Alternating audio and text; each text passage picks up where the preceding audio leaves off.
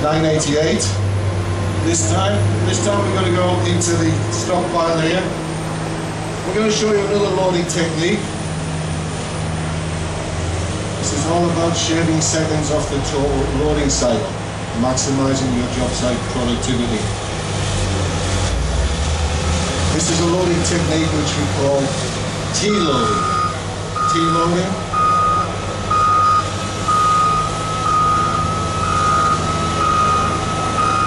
So this time the loader has taken his first load. And for the first pass, this time the truck stops parallel with the face, and in goes the first load.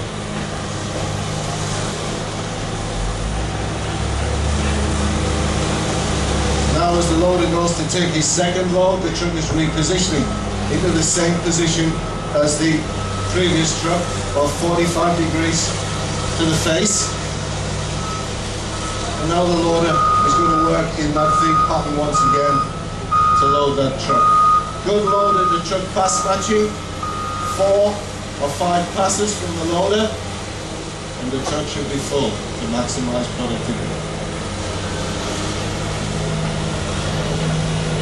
Now this 988 is equipped with a high lift loader arrangement. We actually have 3 loader arrangements available for the 988. We've got a short boom, designed for block handling, doing a lot of block handling mainly in marble quarries, possibly in Italy. And then we have the intermediate boom, recommended for wheel loaders maybe doing a lot of load and carry. It makes the machine more manoeuvrable. And then we have this high reach boom. Not only will it load 40 and 50 ton trucks, the additional reach that we have of this boom, it will actually load on a 60 ton 775.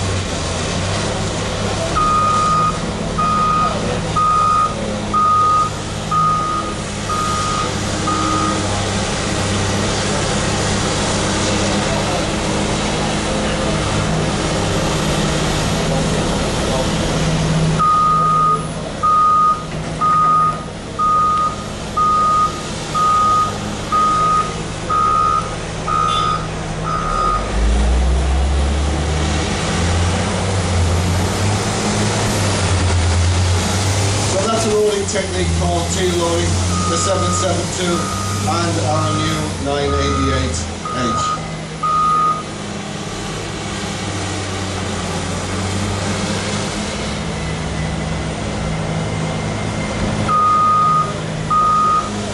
So now let's bring in the 992. Just in case you missed it, he's going to show you the bucket kick-out, automatic kick-out system once again. Dumped his load, simulating dumping a load into a truck. He's now returning his bucket, and now he's lowering the bucket to take another load. If you look into the cab right now, he's put his feet on the dash panel. And before we start loading with these large loaders, we actually set the engine idle to maximum with a device in the cab called a throttle lock. This actually makes his right foot redundant on the accelerator pedal. Well, how does he control the machine if he's not controlling the machine on the accelerator pedal? Well, inside the cab there's another device called a rim pull control. So depending on the ground conditions, if you've got nice dry underfoot conditions, you can select maximum rim pull for maximum traction. So you select maximum rim pull. If you've got slippery underfoot conditions, you can select one of the lower settings. And this is a control that allows a level of rim pull to be transmitted to the wheels of the vehicle. Well, how do they control that level of rim pull? Under the 80 tons, it's driving about 30 kilometers an hour, and we're about to carry out an emergency stop.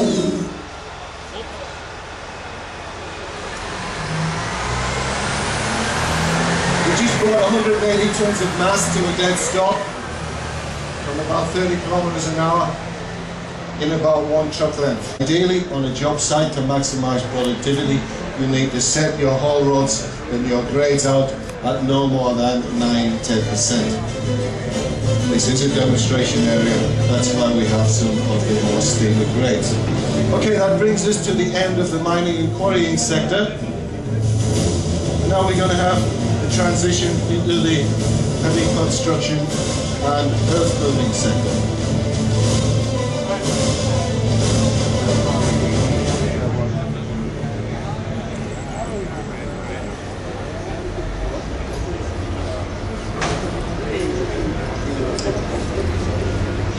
Now, as another one of our excavators arrives down the stockpile, we bring back the 980. He's going to help us dig out a bump E, a mid-sized track-type tractor powered by a revolutionary electric drive system. You see it just arriving there on top of the hill. This innovative design delivers powerful dozing performance and precise maneuverability.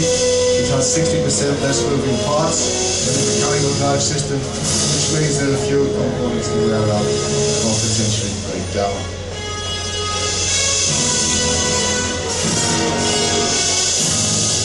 You can see a view on the springs from inside the cabin right now. From the operator's seat, the single center post aligns perfectly with the air intake, the exhaust and single lift cylinder, greatly enhancing forward visibility. The angled door provides more side glass area, improving sight lines to the blade and all-round job site. It helps the operator to work more confidently and productively all shift long. It also enhances, once again, job site safety.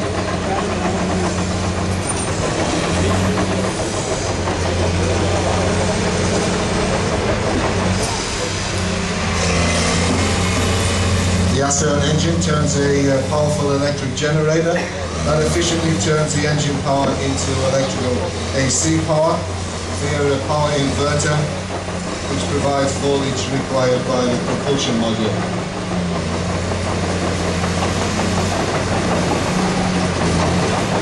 D7E electric drive system is highly efficient at delivering engine power to the ground. Infinitely variable speed control means there are no gears to shift, so operators can concentrate on the task and the job site rather than on shifting gears and actually managing engine speed.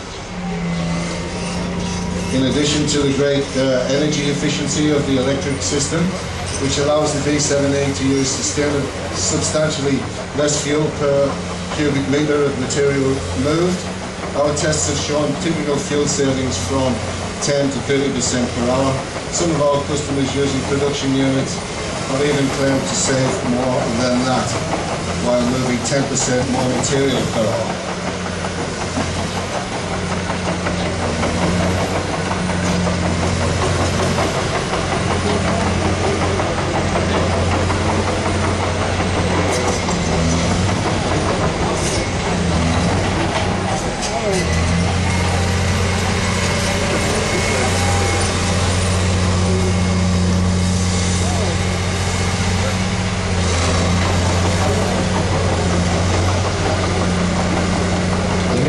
Powertrain without torque converter and transmission allowed our engineers to completely reconfigure the tractor.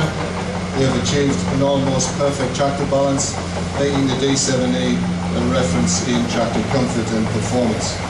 The new cab, new chassis with low drive configurations, heavy duty track roller frames and blade push arms were an integral part of this new development. The D7E's updated differential steering system can perform counter-rotating turns and block track pivot turns, where one track slows down to a complete stop as the other continues. This capability greatly enhances the D7E's maneuverability and versatility.